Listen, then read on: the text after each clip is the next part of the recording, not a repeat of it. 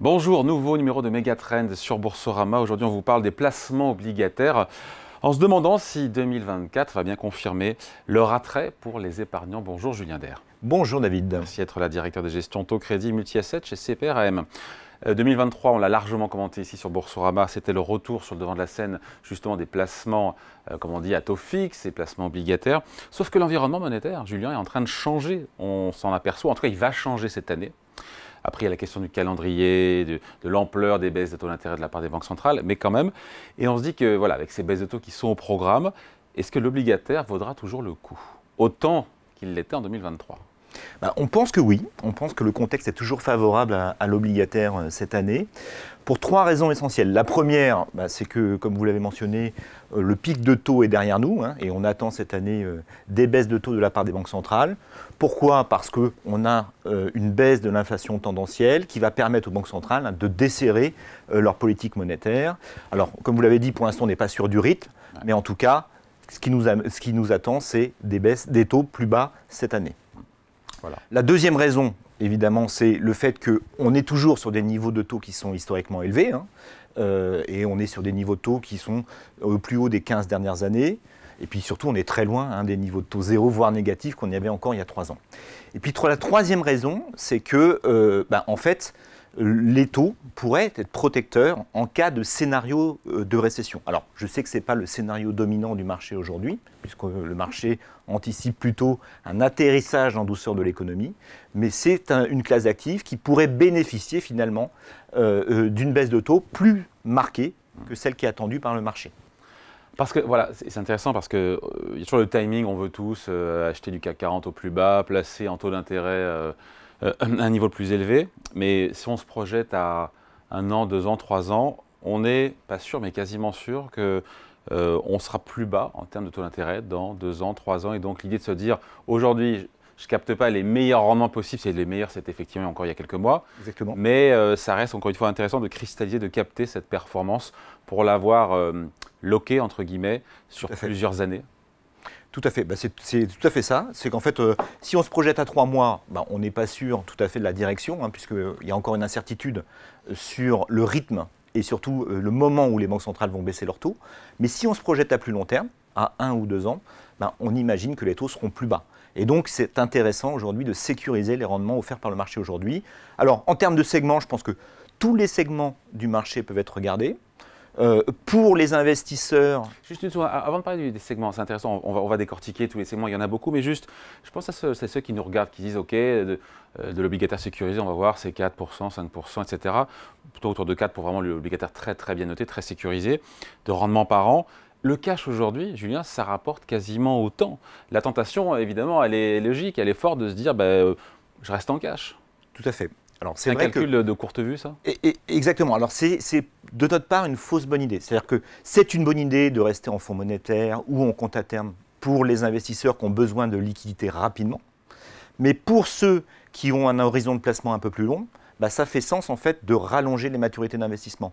Pourquoi ? Parce que historiquement, 3 ans après un pic de taux, en fait, la classe obligataire est toujours surperforme en fait le monétaire. Donc aujourd'hui, ça fait sens finalement de sécuriser les rendements sur plus long terme. Parce que si on a 4% sur du cash, si on doit le réemployer, qu'est-ce qu'on en fait dans 1 an? Si c'est pour avoir du 3 ou du 2,5? Exactement, parce que les taux vont baisser et évidemment le rendement va baisser progressivement avec le baisse de taux des banques centrales. Alors que l'obligataire sécurise ça dépend de la maturité, encore une fois, des placements obligataires, mais sur 5 ans, 7 ans, 8 ans, sécurise et donne de la visibilité sur les rendements. Après, il y a les segments. Il y a beaucoup de choses sur l'obligataire. Il y a le souverain, il y a les entreprises, plus ou moins bien notées, il y a les fonds climat, sachant que tout ça n'est pas antinomique, il y a les fonds datés où on a une échéance, le produit. Comment on s'y retrouve quand on a un particulier? Il y a une palette de produits qui existe, comment est-ce qu'on fait son choix, l'un ou l'autre? Alors déjà, ça va dépendre évidemment de son aversion pour le risque. Pour les investisseurs qui veulent un peu plus de sécurité, ils vont s'orienter plutôt vers les dettes d'État, émises par les souverains, qui offrent un peu plus de sécurité, mais un peu moins de rendement. Combien de rendement? À peu près entre 2,5 et 3% à 5 ans, en fonction des pays. Pour les investisseurs qui sont plutôt en recherche d'un rendement bonifié par rapport à l'État, on leur conseille aujourd'hui d'aller vers les dettes d'entreprises privées. qui servent aujourd'hui... Société cotée. Exactement, exactement, et qui servent un rendement d'autour de 4% aujourd'hui. Donc on a en quelque part une prime de rendement autour de 1% par rapport aux dettes d'État. Ouais. Et là, sachant qu'on est sur des entreprises qui sont bien notées, voire très bien notées, de très bonne qualité. Exactement, avec historiquement un risque de défaut qui est extrêmement faible. Ouais. Et puis, pour ceux qui sont vraiment à la recherche de rendements élevés, eh ben, on peut s'orienter vers les sociétés dites à haut rendement, donc les sociétés un peu plus leveragées, et qui... On est toujours créancier, c'est toujours de la dette, on est toujours créancier. Exactement. Et on prend une entreprise qui a plus de dettes. Voilà. Exactement. Et qui servent aujourd'hui un rendement autour de 6%. Alors évidemment, si l'environnement économique se dégrade, c'est des sociétés qui vont plus souffrir que les sociétés qui sont très bien notées du segment investment grade. Voilà, donc là déjà on voit la palette. Après je reviens sur les fonds obligataires à échéance. On en a beaucoup parlé sur Boursorama, mais c'est normal parce que c'était un des placements, encore une fois, les plus lucratifs. Si tout se passe bien, on va dire jusqu'au terme du placement. On rappelle un peu le principe du fonds daté. Il y a un portefeuille d'obligations privées, un mélange avec une visibilité, encore une fois, sur le rendement, à échéance 3 ans, 5 ans. Voilà, donc c'est entre 3 et 5 ans. Alors comme vous l'avez dit, c'était un gros succès l'année dernière. C'est à peu près 30 milliards d'émissions de fonds à échéance en Europe. Donc ça montre le succès, l'énorme succès de ce type de produit. Donc on investit sur une échéance donnée. L'avantage pour l'investisseur, c'est que ça lui permet de sécuriser, de capter les rendements du marché à un instant T. Et puis surtout... Avec 20 ou 30 valeurs, je n'ai pas les nombres de valeurs en Non, un peu plus que ça. Je pense qu'on est surtout dans des portefeuilles entre 50 et 100 valeurs. Donc on va avoir un risque relativement bien diversifié. Et puis, ça lui permet aussi de connaître son taux de rendement à l'avance. Ouais. Donc c'est ça le gros intérêt. Par contre, tout se passe bien et que jusqu'à l'échéance, toutes les entreprises n'ont pas fait défaut et ont bien réglé à la fois les coupons et remboursé le capital. Exactement. Et par contre, à contrario, le seul petit inconvénient, c'est qu'il n'y a pas d'espérance de performance supérieure. C'est-à-dire qu'on connaît son rendement. En même temps, si on fait 5 ou 6% par an, épouse, comme on dit. Mais on peut aussi aller vers des fonds, on va dire, classiques, crédits classiques, sans échéance. Ouais. Et l'avantage là, c'est qu'on bénéficie de la gestion active du gérant, qui va recharger du risque à certains moments. Ou le réduire à d'autres. Ou réduire à d'autres. Et on n'a plus la visibilité, Julien, on n'a plus la visibilité qu'on peut avoir sur le fonds daté, où on sait que chaque année, le rendement est de temps. Mais il n'y a pas d'upside, il n'y a pas de potentiel de gain. Exactement. Ah, c'est la contrepartie. C'est la contrepartie.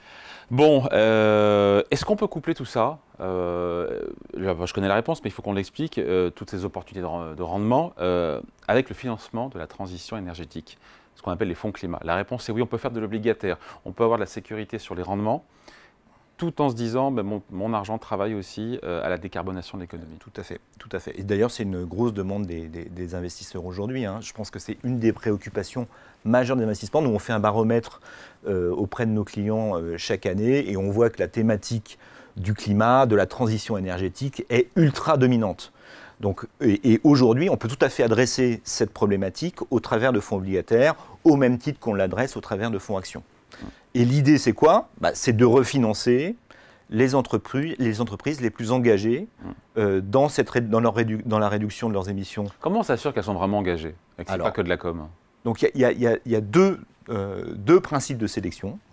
Le premier, c'est qu'on regarde leurs pratiques environnementales. Et pour ça, on se sert des données du CDP, une ONG de référence sur les politiques climat.